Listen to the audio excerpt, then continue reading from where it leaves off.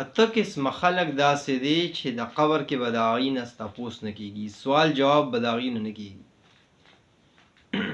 په هغې کې یو چې کوم دی نو شهید دی، د شهید نه په قبر کې سوال نه کېږي.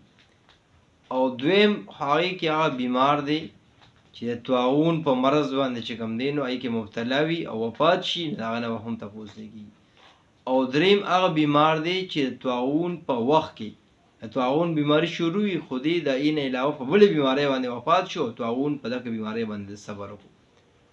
دا درې کسان شو. څلورم هغه صدیق دی، رښتونی کس دی، د هغه نه په قبر کې سوال نه کېږي. او پنځم چې کوم دی نو ماشوم دی، د نه په قبر کې سوال نه کېږي. او شپږم د جمعې په شپه یا د جمعې په ورځ باندې یو کس وفات شي، د ده نه په قبر کې سوال نه کېږي. او اووم چې کوم دی نو هغه چې څوک روزانه ماښام کې نفس تبارک الذی سورې تبارک الذی سورې ملک وایي، د ده نه به چې کوم دی نو په قبر کې سوال هغه به چې کوم دی نو نه کېږي.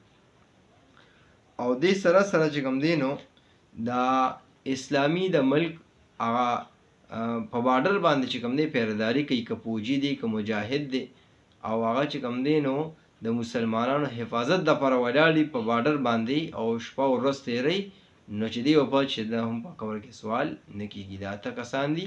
په شامي کې دا حواله موجود ده چې د دې اتو کسانو نه به په قبر کې سوال او جواب وغیره نه کېږي.